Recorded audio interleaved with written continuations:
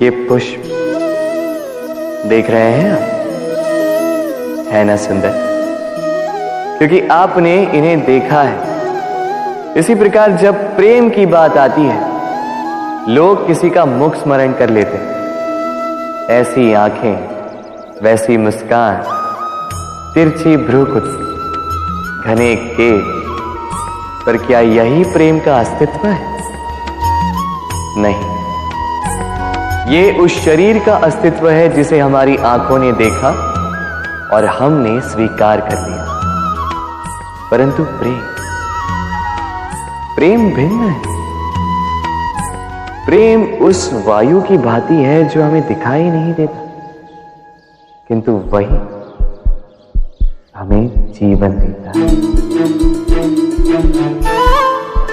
संसार किसी स्त्री को कुरूप कह सकता है, क्योंकि वो उसे अपनी तन की आंखों से देखता है, परंतु संतान उसी माता को संसार में सबसे सुंदर समझता है,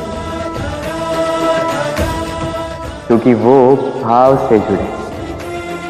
तन की आंखों से देखोगे तो वैसे भी पहचान नहीं पाओगे जैसे राधा मुझे पहचान नहीं पाई। इसलिए यदि प्रेम को समझना है तो मन की आंखें खोलो और प्रेम से कहो राधे राधे। संसार में सबसे बड़ा, सबसे महान जीव कौन सा है? अब आप में से कुछ कहेंगे मनुष्य, कोई कहेगा सिंह, कोई कहेगा हाथी, किंतु नहीं, संसार में सबसे महान जीव है वृक्ष। वो वृक्ष जो हमें खाने के लिए फल देता है, जीने को प्राण वायु देता है, गर्मी में शीतलता देता है और सूख जाने पर भी हमें जलाने के लिए लकड़ी दे जाता है। अब आप सोच रहे होंगे कि मैं ऐसे अचानक वृक्षों की महिमा मंडित क्यों कर रहा हूं? मेरा संकेत इस वृक्ष से कहीं अधिक गुड़ है, उस बीज की ओर जो ना आपको फल देता है, ना छाया, ना ही लकड़ी, बस धरती के अंदर और नमी से लड़ता हो, कुछ अंगुल नीचे बस जाता है एक वृक्ष को आकार देने के लिए। दीपक क्या है? साधारण सा माटी का पात्र, किंतु जल बाती लेकर जब जलता है तो समस्त संसार को मार्गदर्शन देता है, महान बन जाता है। अब समझे, यदि महान बनना है तो कुछ करना होगा।